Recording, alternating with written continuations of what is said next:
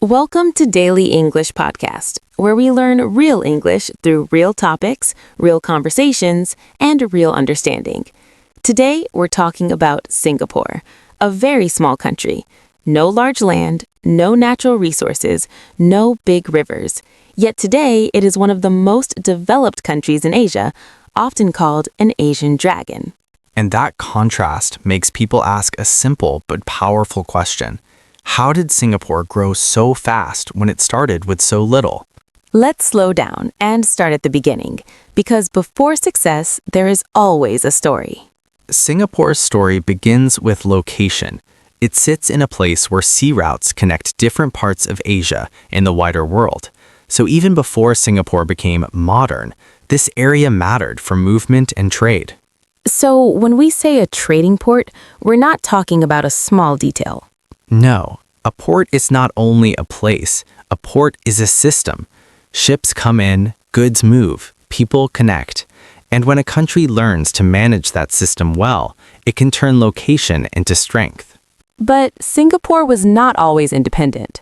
Correct. For many years, Singapore was under British colonial rule. Later, it became part of Malaysia. Then, in 1965, Singapore separated from Malaysia and became an independent country. Sounds like a proud moment. It was, but it was also a frightening moment.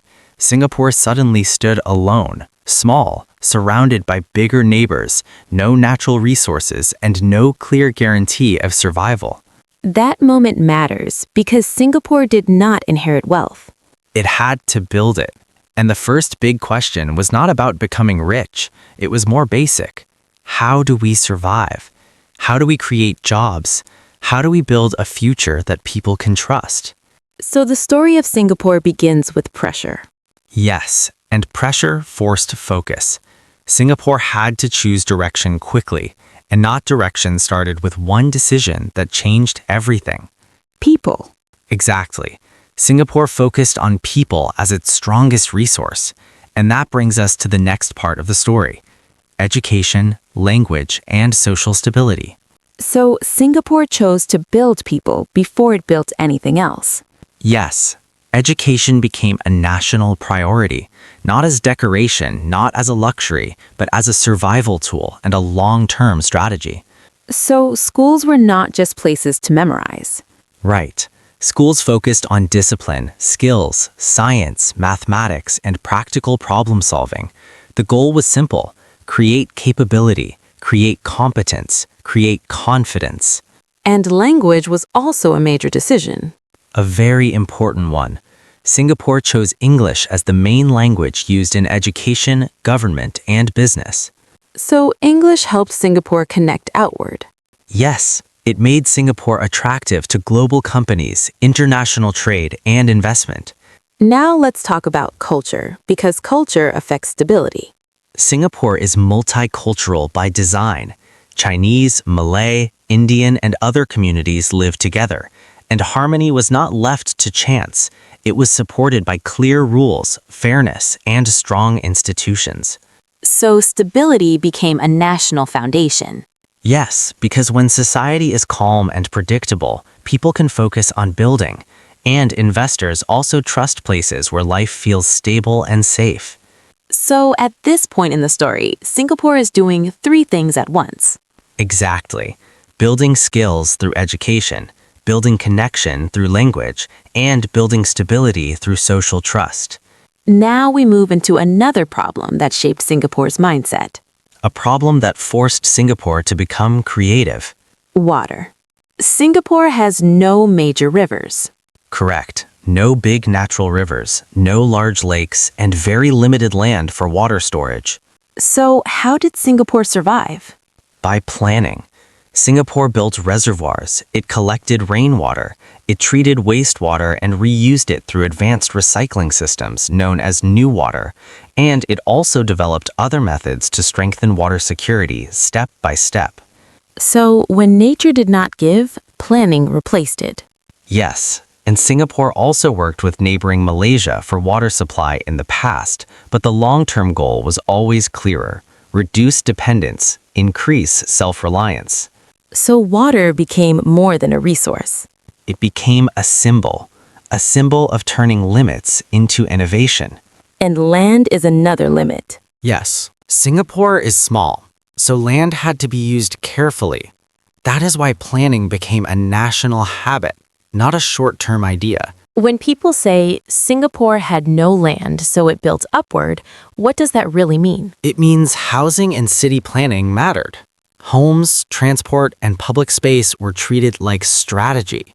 When people have stable housing and reliable transport, society becomes calmer.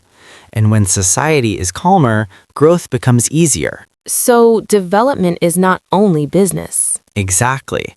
Development is also systems that work in daily life. Clean streets, reliable public transport, organized public spaces, and rules people understand. So we can already see a pattern. Yes, Singapore kept turning limits into structure.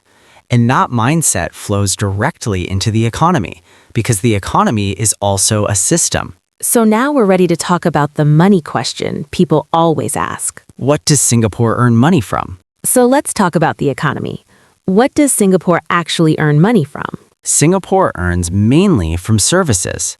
Finance, banking, trade, logistics, shipping, aviation, and business services. So Singapore did not depend on farming. No, and not mining either. Singapore focused on value, not volume. But how did it build that kind of economy? It built it in stages. First, it focused on creating jobs quickly. It developed industrial areas. It attracted companies. It trained workers. Then, as skills and systems improved, it moved into higher value work, advanced manufacturing, and global services. So it didn't jump to success overnight. No, it built the ladder first. Then it climbed. Now, what about exports? Singapore exports electronics, refined petroleum products, chemicals, and pharmaceuticals. It also re-exports goods, meaning it processes, moves, and redistributes global trade. So Singapore became a hub. Exactly. And this is important. Singapore became a hub because several things connected together. A strong port system, a strong airport system, fast logistics, clear rules, and global trust. So hub is not just the word. No, a hub is a place where the world connects. Goods connect, money connects, people connect, ideas connect. And imports. Singapore imports almost everything: food, raw materials, and energy. That is why efficiency matters, and that is why stability matters. When you depend on global supply, you must be reliable. So the economy is built on trust. Yes, and trust is connected to governance. So now we move to politics and institutions. Because rules and trust are part of the economic engine. So let's talk about politics, but in a simple way. Not party names, not complicated details, just the idea that shaped confidence. Singapore focused on stability, long-term planning, and strong institutions. Corruption was controlled strictly, rules were clear, and trust became economic capital. And that trust attracted investors. Yes, companies invest where rules are predictable, where systems work, where society feels stable, where the future feels safe enough to plan. Now, people often describe Singapore with one word: discipline. Yes, and it's important to understand it clearly. Discipline in Singapore is not only about being strict, it's also about clarity. People know what is acceptable and what is not. Consequences are clear. Daily life becomes predictable. And when life is predictable, people can focus. Exactly. They focus on work, learning, family, and building the future. So why is Singapore called an Asian dragon? Because it transformed rapidly from a vulnerable port to a global economic and trade center within a few decades. Now comes the hardest question. Can every country become like Singapore? The honest answer is no. Not everything can be copied because every country has different history, culture, size, and population. Singapore's model fits Singapore's context. But some lessons are universal. Yes, long-term thinking, investing in people, building trust through clear institutions, protecting social stability, and turning weaknesses into strategy. Singapore had no land, So it planned carefully and built upward. no natural resources, So it built skills and human capital. no big rivers. So it built water systems, So Singapore is small on the map. but large in planning, large in discipline, and large in global influence. Now, before we end, let's do a calm vocabulary review to help you remember the key ideas in real English. Good. Slow, simple, and useful. First word, independent. Independent means free to govern yourself. Example, Singapore became independent in 1965. Second word, colonial rule. Colonial rule means being controlled by another country. Example, Singapore was once under British colonial rule. Third word, multicultural. Multicultural means many cultures living together. Example, Singapore is a multicultural society. Fourth word, strategy. Strategy means a long-term plan to reach a goal. Example, education was part of Singapore's strategy. Fifth word, adapt. Adapt means to change in order to survive or succeed. Example, Singapore adapted to its limits.